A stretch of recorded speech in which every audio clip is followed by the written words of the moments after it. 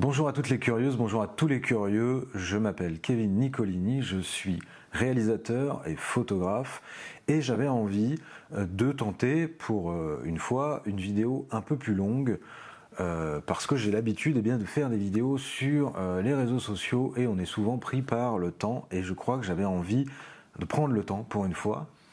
Donc cette vidéo est un peu la première d'une série de vidéos, on verra s'il y en aura d'autres, mais en tout cas j'avais envie de prendre un peu le temps, de prendre un peu des respirations, de pas cutter comme un malade mental, de pas forcément scripter non plus ce que je vais dire. Et donc voilà, cette introduction est un peu insolite, j'en conviens, mais il faut bien commencer quelque part, il faut bien un début à tout. Et du coup, voilà, pour cette première vidéo, j'avais envie de vous emmener en fait dans la boutique de mes amis Rémi et Mathilde. Rémi et Mathilde, ce sont deux passionnés de vintage, que ce soit de la mode, que ce soit de la musique, que ce soit des jouets, du jeu vidéo, plein de choses. Et donc ils ont une boutique à Caluire, qui est vraiment une caverne à souvenirs. Et comme aussi je travaille avec eux dans mon quotidien, comme je fais des shootings avec eux, comme je fais des tournages avec eux, eh bien j'avais envie de leur poser des questions, de les mettre un peu au centre, voilà, de cette première vidéo. J'avais envie qu'on aille un peu explorer leur passion, qui est aussi la mienne. Et voilà, tout simplement. Donc j'espère que cette vidéo vous plaira. En tout cas, n'hésitez pas à me le faire savoir. Ça pourra toujours être une bonne idée pour en lancer d'autres après, plus tard. En tout cas, si vous êtes prêts, n'hésitez pas, calez-vous confortablement. On a devant nous une petite vingtaine de minutes pour se détendre, pour prendre le temps et pour sortir un petit peu de l'amas d'informations habituelles des réseaux sociaux et d'internet. Donc voilà, c'est une première.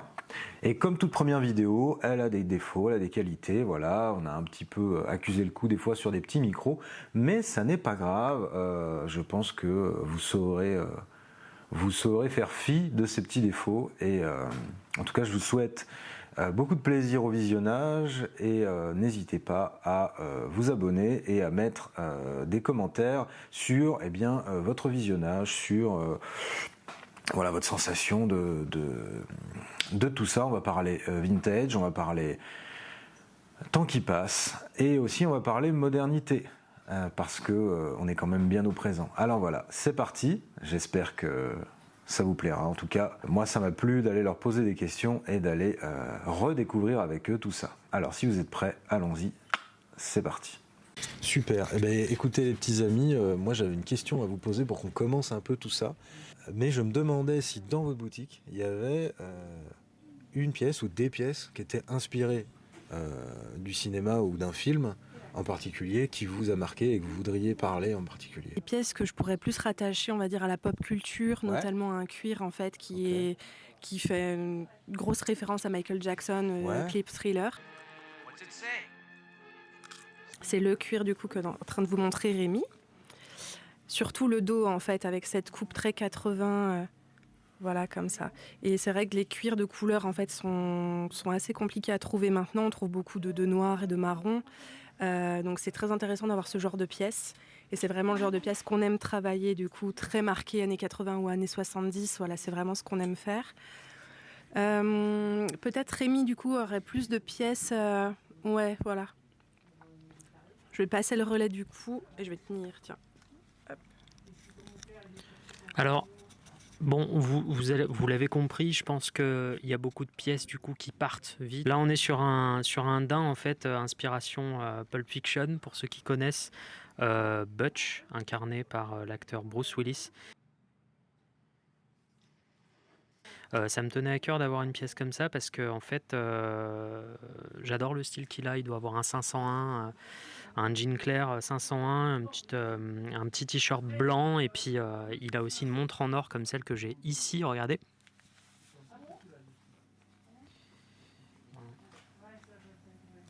Encore une fois, c'est pas le modèle exact, mais il est en réparation. J'ai aussi la montre de Bruce Willis dans Pulp Fiction, la même. Ça veut dire que j'ai fait des travaux de recherche pour avoir exactement cette montre-là, qui est une montre en fait guerre. Voilà, Première Guerre mondiale, de la marque Lancet, c'est une marque suisse.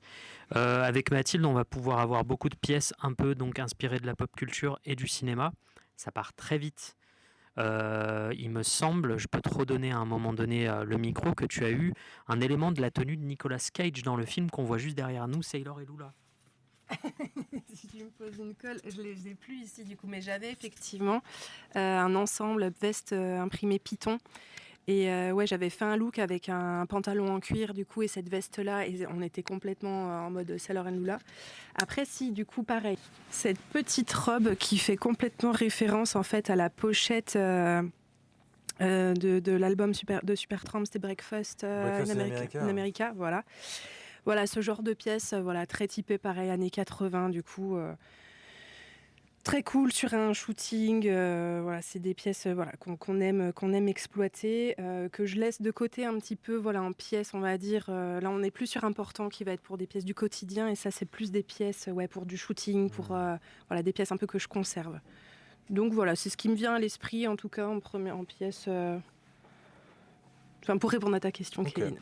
Et ben maintenant, une autre petite bizarrerie. Je me posais la question, est-ce que... vous avez ici dans votre boutique une pièce qui est totalement étonnante. C'est quoi la pièce la plus étonnante de l'endroit ? Je pense qu'on peut aller vers l'affiche. Allez. Ouais, allez. On va plus être sur du coup de la déco. Alors du coup j'ai rentré il n'y a pas longtemps cette affiche du coup du film Moonwalker de 88 que j'ai mise sous cadre, qui est une affiche d'époque. Donc ça c'est pareil, voilà, ça va être le genre de pièce assez forte qu'on aime exploiter. On n'est pas sur de la reproduction, on est sur une belle affiche avec voilà, les codes esthétiques des années 80. Alors là, moi je peux pas tout mettre ici parce que je suis un peu un maniaque des objets que je peux proposer. J'ai peur de me les faire voler, hein, littéralement.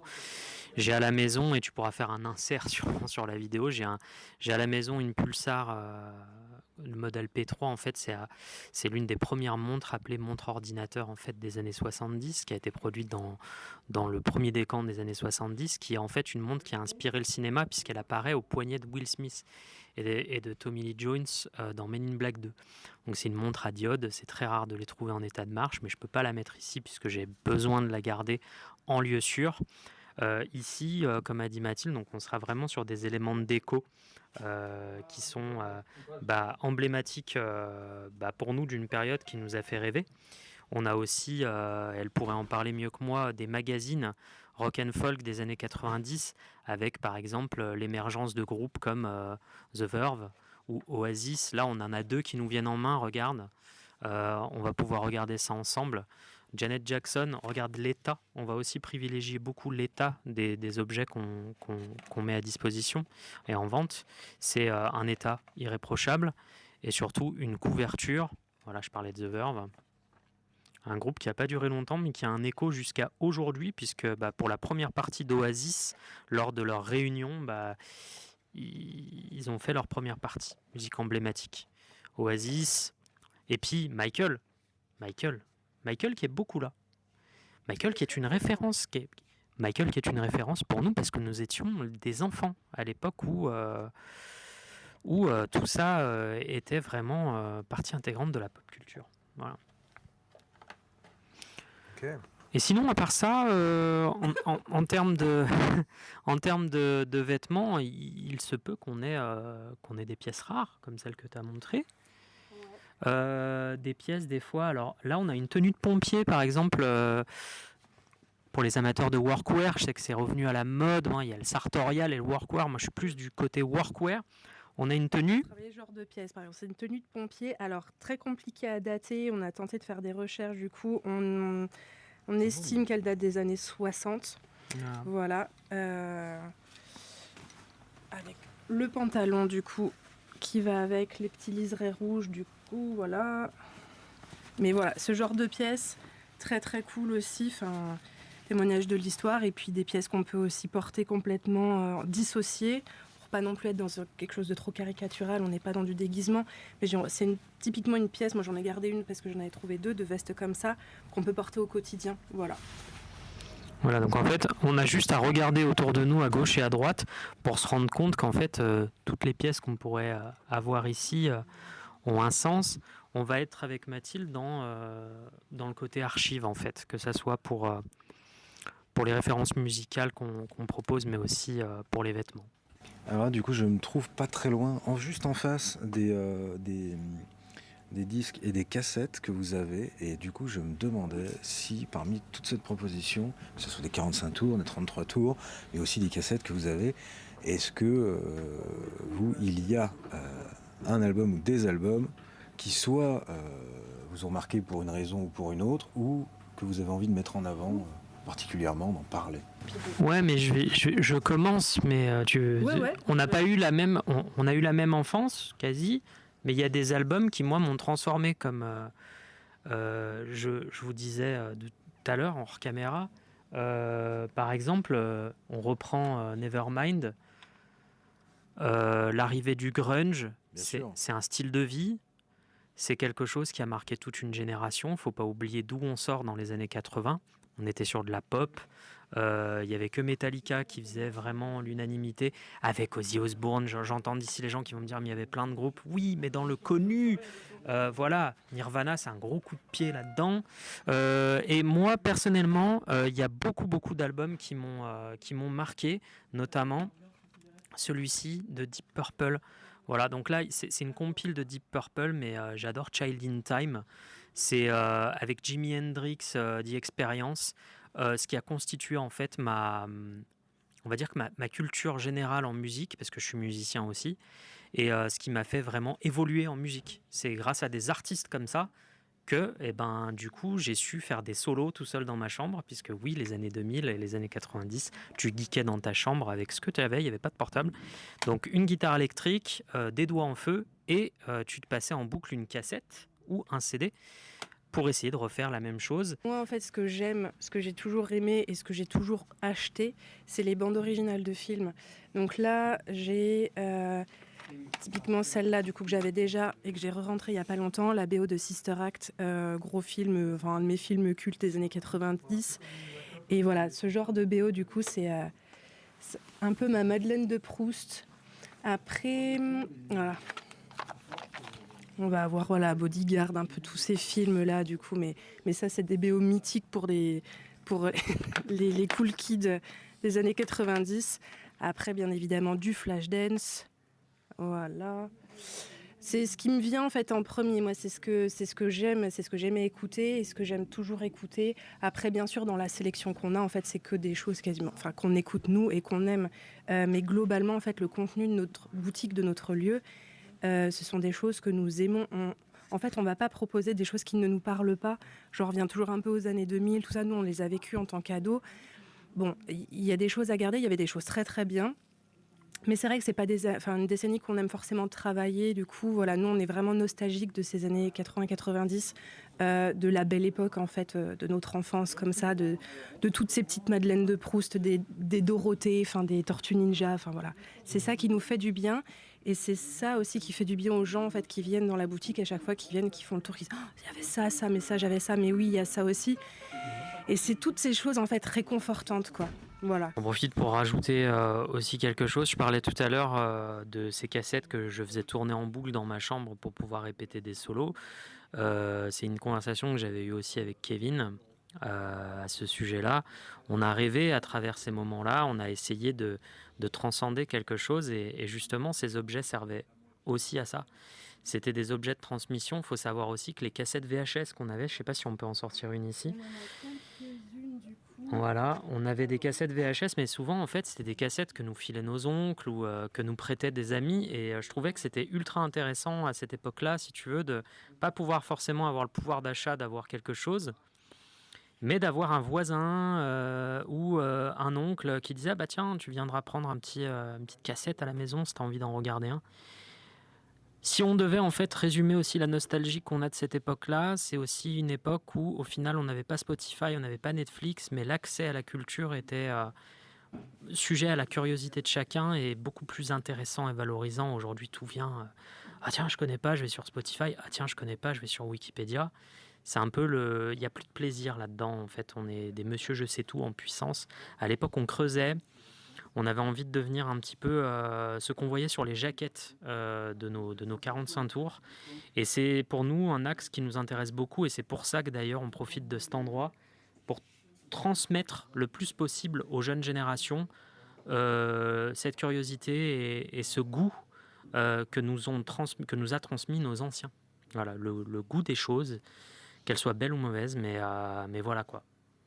Je pense quand même que ça revient, ce dont tu parles petit à petit, j'ai l'impression, vu qu'on a été vraiment longtemps dans une période de surconsommation, de streaming, de machin, j'ai l'impression qu'il y a quand même un retour vers le périssable, l'instantané, le moment qui a de la valeur, et notamment les choses, notamment les cassettes. Pourquoi on y revient? C'est qu'à mon avis, comme il y a une profusion de choix, c'est plus difficile de faire un choix. Bien sûr. Le fait d'avoir peu, finalement, on voyait les mêmes trucs, on regardait les mêmes trucs. Et j'ai l'impression qu'il y a quand même un peu un recul, même chez les plus jeunes encore aujourd'hui. Et je ne pense pas que ça soit un effet de mode. Je pense qu'il y a vraiment aussi l'envie de un peu freiner des cas de fer. On parlait tout à l'heure de... J'ai une petite caméra que j'utilise qui est pas du tout aussi bien que celle avec laquelle tu filmes, que j'utilise en ce moment, et qui permet vraiment, Ami est allé la chercher, cette caméra fait des images un peu comme dans les années 2000 en termes de qualité, et ce qui est intéressant dans cette époque, c'est même pas tant le grain ou la qualité, puisqu'il n'y avait pas tant de qualité que ça. Ce qui est intéressant surtout, c'est qu'on faisait des images sans les téléphones portables, et ça permettait vraiment de l'emporter partout, de les stocker aussi, et de les regarder. De les regarder, de faire un DVD avec. Et aujourd'hui, on regarde plus vraiment les vidéos, comme on regarde plus vraiment les films, on les consomme. Et tout est un peu consommé. Voilà. Donc je pense qu'il y a peut-être un retour en arrière, moins du fait de la mode que du fait d'une surcharge des gens. C'est ça. Et nous, en fait, on va jouer sur ça. Alors vraiment, pour essayer de résumer le plus possible, on est nostalgique d'une époque où, en fait, au final, il y avait que 6 ou 7 chaînes à la télévision, où c'était trop cher d'avoir Canal ou le câble, mais surtout quand on s'emmerdait, j'allais dire, mais quand on n'avait pas vraiment grand-chose à faire, on prenait un papier, un crayon, ou qu'on re-regardait encore le même film, parce qu'en fait, à force de regarder ce film, on apprenait par cœur les répliques. Je pense que Mathilde, d'ailleurs, connaît plein de films par cœur, mieux que moi, où elle connaît toutes les répliques de certains films, et ça, c'est hyper important, parce qu'à l'époque, on faisait vachement plus travailler notre esprit critique, mais aussi, on mémorisait beaucoup plus facilement des choses parce qu'on avait un temps de concentration que nous a enlevé les réseaux sociaux, et c'est prouvé scientifiquement, hein. Même moi aujourd'hui, je suis que l'ombre de moi-même dans les années 90. Je retenais tout en 3 secondes dans les années 90-2000. Aujourd'hui, des fois, on me parle, 2 secondes après, j'ai oublié parce que j'étais en train de scroller, quoi. Donc c'est aussi, oui, un peu un message, pas politique, mais c'est aussi une manière de dire, et quand les gens rentrent, ils nous le font toujours savoir, merci, parce que grâce à vous, j'ai mis un petit peu une pause sur ma vie là, et j'ai pris le temps. Là, quand tu parlais des répliques de films qu'on connaît par cœur, en fait, mais c'est exactement ça. Et j'écoutais un podcast là il y a 2 jours de Jean-Baptiste Toussaint, TFTC, et en fait, je me retrouve énormément dans ce qu'il raconte dans ses souvenirs d'enfant quand il explique qu'il va chez ses grands-parents et qu'il y avait que 3 cassettes du coup de films enregistrés. Je sais plus lesquels c'était lesquels il citait, mais bon, type Les Goonies, type Maman j'ai raté l'avion, voilà, un peu ces films-là. Et c'est exactement mes souvenirs d'enfance en fait. On regardait en boucle en fait les mêmes cassettes des films qu'on avait enregistrés, c'était même pas des cassettes VHS comme ça officielles, et en fait comme il expliquait lui, je trouvais l'image assez belle, en fait c'est comme une partition de musique en fait, tellement on connaît bien le déroulé du film et les nuances et les respirations et les blagues et tout ça, et en fait c'est des choses extrêmement réconfortantes. Je sais pas du coup si effectivement les nouvelles générations comprennent en fait ce sentiment-là, mais du coup, nous, comme on avait peu de supports, on va pas jouer les Cosettes, c'était une période extrêmement chouette, mais du coup, comme on avait peu de supports, voilà, on avait quelques cassettes, quelques trucs et tout, et en fait, il y a ce truc-là, réconfortant, en fait, ça s'éparpille pas trop, et on a le temps, et on prend le temps, et on va regarder les choses, et du coup, ça c'est... Voilà, ça nous permet de revivre en fait tous ces bons souvenirs et ces sentiments qui font du bien aujourd'hui.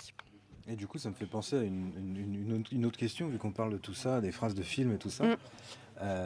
Sans réfléchir, là, si vous deviez me donner une ou deux phrases que vous connaissez par cœur d'un film, c'est quoi? Alors, je sais pas si vous aurez tous la ref, mais film des années 90, génial, Mes parents divorcent, avec Ernest, non, le petit frère d'Ernest qui, du coup, mate la mère d'une des gamins par la fenêtre et du coup, bref, ils se sont embrouillés. À chaque fois, il esquive pour aller acheter une gomme et Ernest, je peux aller m'acheter une gomme, ce genre de truc. Mais en fait, il y en a 1000, il y en a trop et à chaque fois, en fait, je pourrais pas te les sortir comme ça, mais c'est quand je regarde le film, en fait, j'ai tous les trucs comme ça. C'est insupportable, je me dis pour Rémi, du coup, parce qu'en fait, je suis en mode perroquet. On a regardé Maman, j'ai raté l'avion, période de Noël, voilà, un peu les redites de ces périodes-là. Ça revient, enfin, ça sort tout seul. Ça sort tout seul, mais parce que c'était hyper efficace. Là où en fait nous on a trouvé ça intéressant de communier avec les gens sur la notion du souvenir, c'est qu'on a remarqué que depuis l'apparition des réseaux sociaux, ce qui boostait l'algorithme, et d'ailleurs j'invite tout le monde à regarder Derrière vos écrans de fumée sur Netflix, qui est un documentaire qui démontre et montre comment en fait ont été construits les réseaux sociaux type Facebook. Tous ces réseaux sociaux sont basés en fait sur un algorithme qui vise en fait les gens à être les uns contre les autres, parce qu'en fait le conflit et le débat va alimenter les vues et le temps de concentration, puisqu'en fait, si vous ne payez pas ces réseaux sociaux, vous êtes le produit. Et en fait, nous, on a remarqué quelque chose avec Mathilde, et vous vous êtes peut-être fait la réflexion, c'est que nous, on va préférer unir les gens, quelles que soient leurs différences, à travers cette notion de souvenir, que vouloir les diviser pour faire marcher un algorithme. Aujourd'hui, ce qui fait vendre, c'est moi qui vais faire une vidéo de clash comme un rappeur pour dire que mon voisin il est nul, et puis lui il va me répondre, et du coup ça va augmenter les vues et ça va augmenter le focal sur moi, et je trouve ça dégueulasse en fait. Mieux vaut en fait essayer de communier le plus possible avec les gens, quelles que soient leurs différences par rapport à des terrains communs, plutôt que tout simplement dire que le voisin est mieux que nous ou moins bien que nous. On s'en fout de tout ça. Nous, ce qu'on aime, c'est les valeurs qu'on a, et si on peut les transmettre, c'est le plus important. Si vous deviez dire quelque chose aux gens qui regardent, ou leur donner envie de découvrir ici, qu'est-ce que vous leur diriez? Est-ce que vous avez un message à dire aux gens qui ne sont jamais venus, ou aux gens qui vous connaissent, peut-être un truc pour motiver à, je sais pas, découvrir cet endroit, ou à vous rencontrer vous? Est-ce que vous avez un petit message à faire passer? Du coup, nous, on invite tous les nostalgiques, tous les gens qui ont envie de se faire du bien, de raviver des souvenirs, des bons souvenirs, de venir prendre le temps, même en fait, juste de venir discuter, d'échanger. On invite en gros tous les nostalgiques à venir chez nous. Réconciliez-vous avec votre enfant qui est en vous. Ne vous éloignez pas de ce qui vous a fait le plus rêver quand vous étiez petit. Continuez à l'entretenir, parce qu'il nous reste bien que ça aujourd'hui pour essayer d'avancer en sérénité. Donc valorisez la part de ce que vous avez en vous et que vous n'osez pas montrer aux gens, parce que c'est bel et bien ce qui nous définit le plus, et tout ça c'est très important. Donc si vous avez ces idées et si vous avez cette volonté en vous, n'hésitez pas à venir, parce que nous on est les premiers à partager les souvenirs et les premiers à être émus quand on les partage. Donc voilà, venez et vous verrez, c'est une expérience. C'est pas juste une boutique, c'est réellement un concept. Donc il faut venir pour le voir, et le voir pour le croire. Pour celles et ceux qui ne connaissent pas forcément l'endroit, vous pouvez découvrir ce lieu qui est au 71 rue François Pessel, sous la petite enseigne Electro Smoke. C'est à Caluire, c'est à Lyon. Et je pense que vous passerez un excellent moment, déjà pour rencontrer ne serait-ce que Rémi et Mathilde, mais aussi découvrir cet endroit qui est une caverne de curiosité, une caverne de souvenirs. Et puis, restez toujours curieux, et ne vous laissez pas trop avoir par les sirènes du progrès, mais pas trop de la nostalgie non plus. Voilà, c'était le mot de la fin.